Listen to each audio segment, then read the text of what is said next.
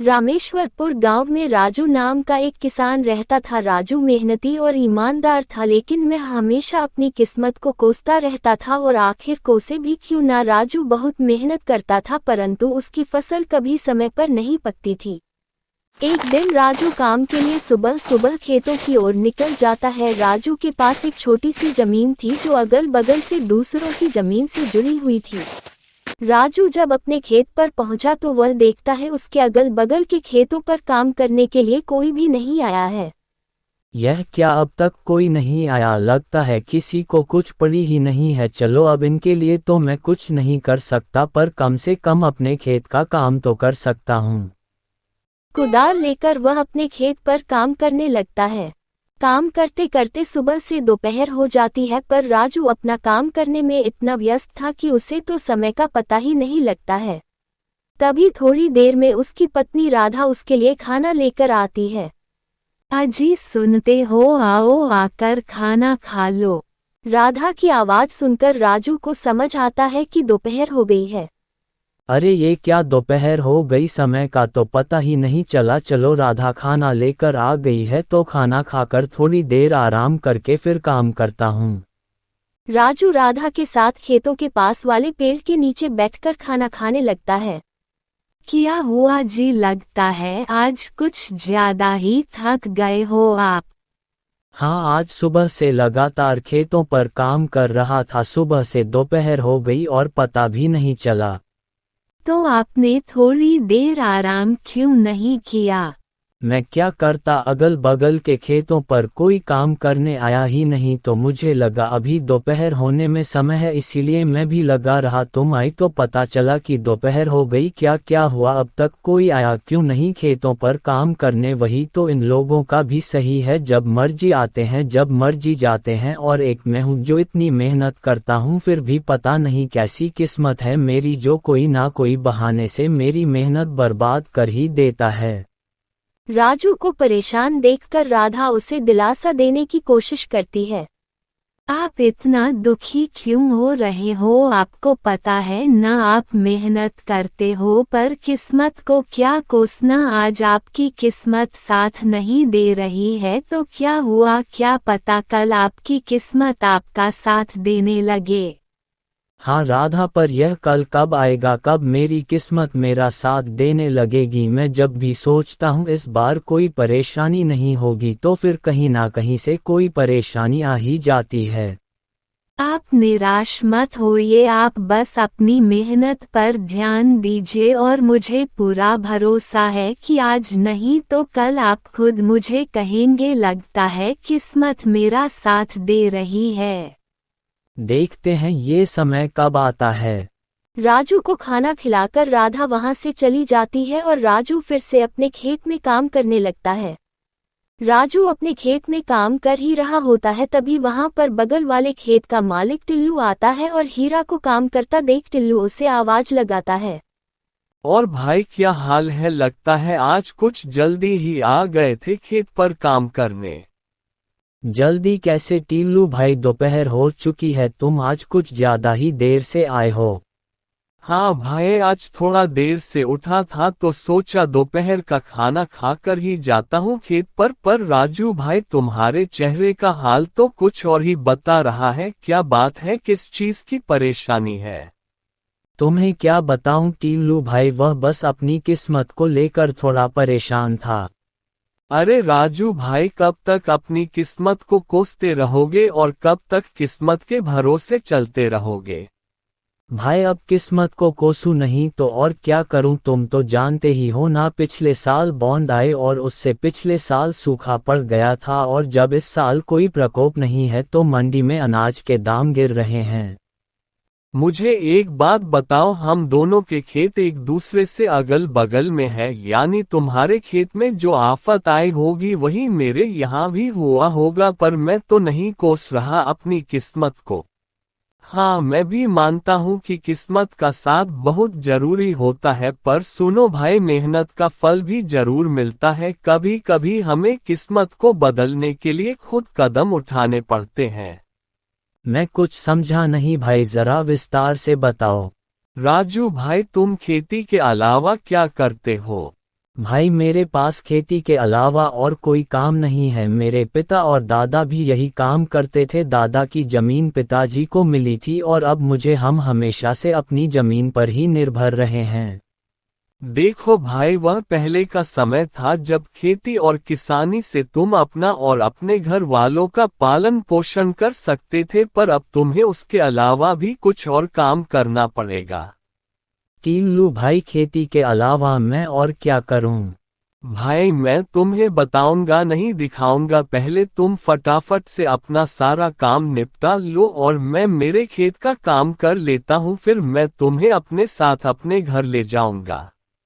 राजू टीलू का ये प्रश्न सुनकर थोड़ा चौंक जाता है। उसे लगा टीलू के पास कोई ऐसी बात है जो उसकी समस्या का समाधान कर सकती है। ठीक है भाई, मैं अभी अपने खेत का काम निपटा लेता हूँ। दोनों लोग अपने अपने खेतों में काम करने लगते हैं। राजू ने अपने खेत का काम सुबह जल्दी आकर शुरू किया था, इसीलिए उसका काम जल्दी हो जाता है।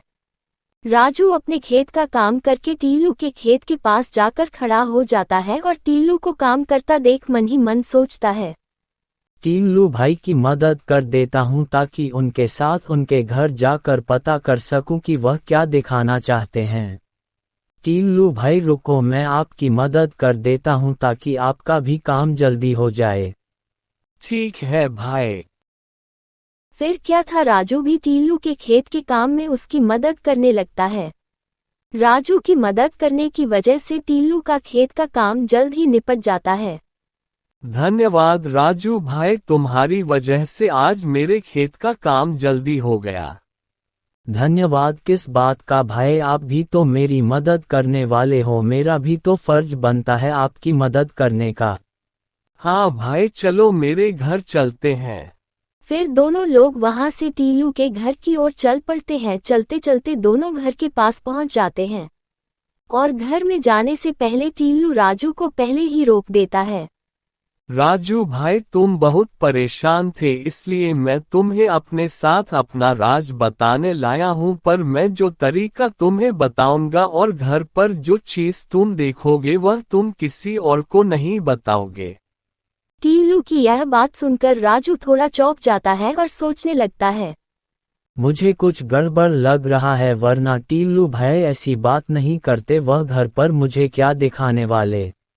अरे राजू भाई, कहाँ खो गए? डरो मत, मैं तुम्हें जो दिखाने वाला हूँ उसकी मदद से तुम्हारी मेहनत कभी बर्बाद नहीं होगी, चाहे सूखा पड़े या बाढ़ ही क्यों ना आ जाए। उसके बाद टीलू राजू को घर के अंदर ले जाता है। राजू टीलू की बातों से थोड़ा परेशान तो था, लेकिन घर के अंदर आते ही घर में इतना सारा सामान देखकर उसकी परेशानी और बढ़ जाती है। बाप रे बाप, इतना सारा सामान! टीलू भाई, बाहर से आपका घर तो बिल्कुल सामान्य सा लगता है, लेकिन अंदर तो यहाँ पर बहुत सारी सुविधाएं हैं। भाई अभी तो कुछ नहीं है, मैं जो तुम्हें दिखाने वाला हूँ उसे देखकर तो तुम्हारे होश उड़ जाएंगे। टीलू भाई, तुम मुझे वह दिखा दो जो दिखाने लाए हो, क्योंकि तुम्हारी बात सुन सुनकर मैं और बेचैन होने लगा हूँ। ठीक है भाई, तुम यही रुको, मैं अभी वह सामान लाकर दिखाता हूँ। टीलू वहां से अपने दूसरे कमरे में चला जाता है और राजू उसका वहीं रुककर इंतजार करता है। थोड़ी देर में टीलू अपने साथ एक बोरी लेकर आता है। टीलू भाई, ये क्या लाए हो अपने साथ? ऐसा क्या है इस बोरी में? भाई इसी में तो है वह चीज जो तुम्हारी सारी समस्याओं को दूर करेगी। टीलू वह बोरी को खोलकर उसमें रखी चीज दिखा देता है। भाई ये क्या है? ये तो दाल के दाने हैं। यह कोई मामूली दाल के दाने नहीं है, यह मैंने दूसरे गांव से मंगाया है। मैं कुछ समझा नहीं टीलू भाई, आपने ये दाल के दाने दूसरे गांव से क्यों मंगाए? हम तो खुद चावल और दाल की खेती करते हैं, भला यह एक बोरी दाल मेरी किस प्रकार से मदद कर सकती है? मैंने जैसा कहा था, ये कोई मामूली दाल नहीं है। तुम ये जो मेरे घर में इतने सारे सामान देख रहे हो, ये सब इसी दाल की बोरी की बदौलत ही आया है। भाई क्या ये कोई जादुई दाल है क्या? भाई कुछ वैसा ही समझ लो जैसे हमारी फसल हमेशा हर साल किसी ना किसी वजह से बर्बाद हो जाती है, तो मैं कुछ बची हुई फसल में इस नकली फसल को मिलाकर बेच देता हूँ जिससे मेरा बहुत मुनाफा होता है। टीलू भाई, ये दाल के दाने हमारे दाल के दानों से कुछ अलग नहीं दिख रहे। हाँ भाई, ये दाल उगाई नहीं बनाई जाती है। यानी ये दाल नकली है। हाँ, कुछ ऐसा ही समझो, पर इसको हम अगर दूसरी दालों में मिला दे तो किसी को पता नहीं चलता है कि यह मिलावटी दाल है और इसे बेचकर मुनाफा भी तगड़ा होता है। भाई पर ये तो गलत है, ऐसे नकली दाल कोई व्यक्ति खाएगा तो उसकी तबीयत खराब हो सकती है। अरे हाँ, तो उससे हमें क्या, हमें तो इससे बेचकर अच्छा मुनाफा मिलेगा, हम उसमें खुश हैं। हम दूसरों की क्यों सोचे, जब हमारी फसल खराब हो जाती है, हमारे घर वाले भूखे मरते हैं तो कोई पूछने आता है क्या, तो हम क्यों दूसरों की सोचकर उसमें अपना नुकसान कराए। नहीं भाई, ये गलत है। मैं अपने फायदे के लिए किसी की जान से नहीं खेल सकता, भले ही मैं कितनी तकलीफ में क्यों ना रहूं, पर मैं किसी और की जान के साथ खिलवाड़ नहीं कर सकता। राजू भाई, एक बार फिर से सोच लो, ये दाल तुम्हें बहुत अमीर बना सकती है, और इनके होते हुए अपनी फसल की ज्यादा चिंता भी नहीं करनी होगी। नहीं भाई, ये काम मुझसे नहीं हो सकता है, चाहे कितना भी फायदा क्यों ना हो। ठीक है भाई, जैसा तुम्हें सही लगे। हाँ भाई, चलो तो मैं चलता हूँ। राजू टीलू के घर से निकल जाता है। राजू फिर से परेशान होकर अपने घर की तरफ चल पड़ता है। चलते चलते राजू परेशान हालत में एक पेड़ के पास बैठ जाता है।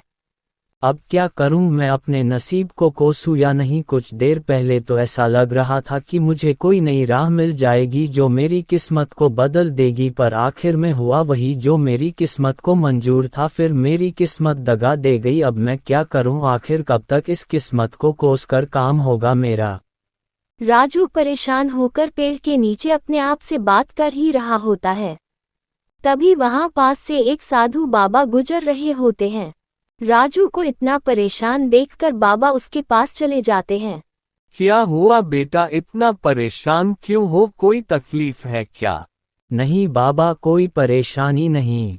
देखो बेटा, मुझसे छुपाकर क्या करोगे, तुम्हारी शक्ल बता रही है कि तुम बहुत परेशान हो। कोई तकलीफ है तो मुझे बताओ, शायद मैं तुम्हारी कोई मदद कर सकूं। क्या सोच रहे हो बेटा, बोलो बेटा, क्या परेशानी है? एक परेशानी तो है बाबा, मैं अपनी किस्मत से बहुत परेशान हूँ। मुझे ऐसा लगता है वह मेरा साथ कभी नहीं देती। क्यों बेटा, तुम्हें ऐसा क्यों लगता है? बाबा, मैं एक मामूली किसान हूँ जिसका सारा संसार खेती बाड़ी पर निर्भर है, और मैं पूरी ईमानदारी से अपने खेत पर काम करता हूँ, पर मेरी किस्मत कभी साथ नहीं देती है। कभी बारिश मेरी फसल खराब कर देती है, कभी सूखा पड़ जाता है, और किसी साल फसल बच गई तो उस साल मंडी में फसल का दाम कम हो जाता है। बेटा, तो तुम किसानी के अलावा कुछ और काम करने की क्यों नहीं सोचते हो? बाबा, मेरी पुश्ते किसानी ही करते आ रही है, और फिर मैं किसानी कैसे छोड़ दूं, और कि किसानी छोड़ना तो कोई तरीका नहीं है ना बाबा। अगर इसी तरह हर किसान परेशान होकर किसानी छोड़ दे तो लोग तो भूखे मर जाएंगे। हाँ बेटा, यही तो सोचकर तुम्हें और मेहनत करनी होगी। बाबा, मैं मेहनत करने से पीछे नहीं हटता, पर आखिर मेरा भी तो घर परिवार है, मुझे मेरे अलावा उनका भी देख सोच कर चलना पड़ता है। तो जिस तरह तुम परेशान हो उस तरह तुम्हारे साथ वाले किसान भी तो परेशान होंगे ना, तो तुम सारे मिलकर कोई उपाय ढूंढो, शायद सारे लोग मिलकर सोचो तो तुम सभी की समस्या दूर हो जाए। बाबा, मेरी अगल बगल वाले में से तो कुछ ने अलग रास्ता चुन भी लिया है खेती से पैसे बनाने का। तो तुम उन्हें पूछो और उनका तरीका अपना कर देखो, शायद तुम्हारी भी काम बन जाए। नहीं बाबा, मैं वह रास्ता नहीं चुन सकता, मुझे वह सही नहीं लगता। क्यों बेटा, ऐसा क्या कर रहे हैं वह जो तुम्हें सही नहीं लग रहा? अब मैं क्या करूं, बाबा को टिल्लू वाली बात बता दूं क्या? इस तरह से तो वह लोगों के जान के साथ खिलवाड़ कर रहा है। बता देता हूं, पर टिल्लू भाई का नाम नहीं लूंगा क्योंकि आखिर वह मेरी मदद करने की कोशिश ही कर रहे थे। हाँ बाबा, मेरी जान पहचान में एक किसान भाई बहुत गलत काम कर रहे हैं। क्या गलत कर रहे हैं, जरा मुझे भी बताना तो। बाबा, आज मैं सुबह उनसे मिला था और आपकी तरह मुझे परेशान देखकर उन्होंने भी मेरी मदद करने की सोची। उनका भी खेती का काम है जो हर साल मेरी तरह कुछ ना कुछ वजह से खराब हो जाती थी, तो उन्होंने एक नया उपाय सोच लिया। ऐसा क्या करते हैं बेटा? पर यह नकली दाल तो लोगों की जान ले सकती है ना? हाँ बाबा, इसलिए तो मैंने वह रास्ता नहीं चुना क्योंकि मैं अपने फायदे के लिए किसी की जान नहीं ले सकता, भले ही मुझे इसके लिए और कितना भी परेशान क्यों ना होना पड़े। वाह बेटा, क्या खूब बात कही तुमने, बहुत अच्छा किया वह रास्ता नहीं चुनकर, क्योंकि अभी तुम्हें शायद फायदा हो भी जाता पर बाद में तुम्हें अपनी गलतियों पर पछताने का मौका भी नहीं मिलता। हाँ बाबा, मेरा भी परिवार है, अगर मैं ये गलत काम करूँगा तो कल मेरे परिवार के साथ भी कुछ गलत हो सकता है। हाँ बेटा, हमारी गलतियों की सजा कभी कभी हमारे परिजनों को भी भुगतनी पड़ती है। मेरा एक काम करो तो मैं तुम्हें इस समस्या से निकलने में मदद करूँगा। बोलिए बाबा, मैं क्या करूं? मैं आपके सारे काम करने के लिए तैयार हूं, बस आप मुझे इस समस्या से बाहर निकालिए। तुम्हें कुछ ज्यादा नहीं करना है, तुमने कहा ना तुम्हारा भी परिवार है, तो तुम बस उन्हें जाकर यह नकली दाल वाली बात बतानी है, क्योंकि तुमने अपना सोचकर मना कर दिया। पर क्या तुमने अपने परिवार वालों से पूछा इस बारे में? नहीं बाबा, नहीं पूछा। तुम किसी से भी तो एक बार पूछ कर देखो उनका इस बारे में क्या कहना है, फिर कल सुबह तुम मुझे यही मिलना। ठीक है बाबा, मैं अपने परिवार से इस बारे में बात करके आपको कल सुबह यही मिलता हूँ। पहुंचते ही सबसे पहले अपनी पत्नी राधा को आवाज लगाकर बुलाता है। राधा, मैं खेत से आ गया हूँ, जरा यहाँ आना, तो तुमसे कुछ बात करनी है। राजू की आवाज सुन राधा वहां आ जाती है। हाँ कहिए, आपने मुझे बुलाया? हाँ, मुझे तुमसे जरूरी बात करनी थी। हाँ बोलिए, क्या बात करनी है? राधा, तुम तो जानती हो कुछ समय से हमारी खेती से हमें कोई मदद नहीं मिल रही है। हाँ, आज दोपहर को आप बता रहे थे वही ना? हाँ राधा, वहीं पर आज तुम्हारे जाने के बाद मेरे साथ एक घटना हुई। आज जब तुम चली गई वहाँ एक मेरे किसान भाई आए और मुझे परेशान देख उन्होंने मेरी मदद करने की सोची, पर गौर करने की बात यह है जो हाल मेरा है वैसा ही हाल उनका भी था, परंतु उन्होंने परेशानी से निकलने का एक रास्ता ढूंढ लिया है। ऐसा कौन सा तरीका है वह मुझे बताए जरा, मैं भी तो सुनूं। जैसे मेरी फसल कभी बारिश की वजह से खराब हो जाती थी तो कभी सूख जाती थी, वैसे ही उनकी भी हालत थी, पर अब उन्होंने इस समस्या से निकलने का एक उपाय सोच लिया है। किसानों के पास जो बचा हुआ अनाज होता था उसमें वह दूसरे गांव से हूबहू वैसा ही दिखने वाला अनाज मिला देते थे और फिर उन्हें बाजारों में बेच देते थे। वह अनाज दिखने में बिल्कुल असली अनाज जैसे ही लगते थे, इसलिए उन्हें कोई पकड़ भी नहीं पाता था। बिल्कुल असली अनाज जैसे दिखते थे, इसका क्या मतलब है? मतलब वह अनाज उगाए नहीं बल्कि बनाए जाते हैं जो काफ़ी सस्ते दामों पर मिल जाते हैं, उन्हें सस्ते दामों पर लो और खूब मुनाफा कमाओ। पर नकली अनाज तो खाने में जानलेवा साबित हो सकते हैं, ये तो बहुत गलत बात है जी, अपने मुनाफे के लिए किसी का जान लेना। हाँ, मुझे भी यह गलत लगा तो सोचा एक बार तुम्हारी भी राय लेकर देखता हूँ, क्योंकि मेरी इस परेशानी में तुम भी तो परेशान हो और सिर्फ मेरे मना करने से अच्छा है मुझे एक बार तुम्हारी भी राय लेना सही लगा।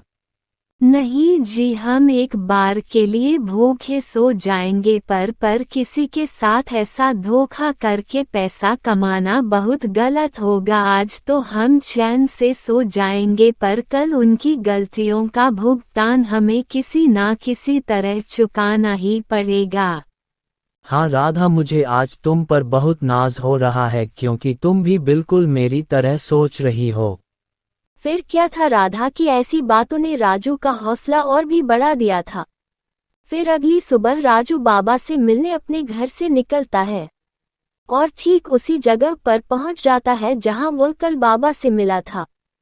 क्या तुमने वह काम किया जो मैंने कल तुमसे करने को कहा था?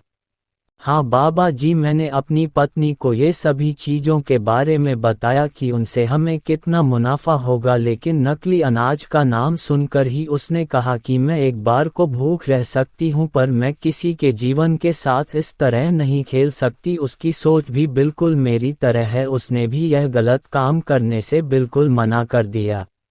ये तो बहुत अच्छी बात है बेटा कि तुम्हारी पत्नी की सोच बिल्कुल तुम्हारी तरह है।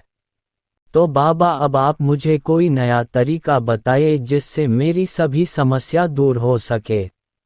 हाँ बेटा, मैं तुम्हें आशीर्वाद के रूप ये ताबीज देता हूँ। ये जब तक तुम्हारे पास रहेगा तुम किसी भी चीज में असफल नहीं होंगे। इस ताबीज में बहुत सारे साधुओं और देवी देवताओं का आशीर्वाद है। ताबीज देकर साधु बाबा वहां से चले जाते हैं। उसी दिन से राजू अपने खेतों में मन लगाकर काम करता है। धीरे धीरे उसकी फसल उगनी शुरू हो जाती है। 1 महीने में ही उसके खेत में अच्छी फसल उग जाती है। दूसरी तरफ जो किसान अपने अनाजों में नकली अनाज मिलाकर बेच रहा था, उन्हीं में से एक किसान टीलू के घर पर एक फोन आता है जहां उसका बेटा एक हॉस्टल में पढ़ रहा था। वहां से खबर आती है कि अनाज में मिलावट होने की वजह से हॉस्टल में कुछ बच्चों की तबीयत खराब हो गई है और वह अस्पताल में भर्ती किए गए हैं, जिनमें उनका बेटा भी शामिल है। ये सुनकर टीलू को अपनी गलती का एहसास होता है। दूसरी तरफ राजू सुबह सुबह अपने खेत पर पहुंच जाता है और अपने खेत को देखकर चौंक जाता है। उसका खेत पूरा हरा भरा हो चुका था। उसको अपनी आंखों पर यकीन नहीं हो रहा था। तभी उसके पास एक सेठ आता है और उसकी फसल की क्वालिटी देखकर बहुत खुश होता है। वह सेठ राजू की सारी फसल खरीद लेता है, जिससे राजू को बहुत अच्छे फसलों की कीमत मिलती है। इस तरह अब राजू का परिवार अपने खुश भरे दिन बिताते हैं।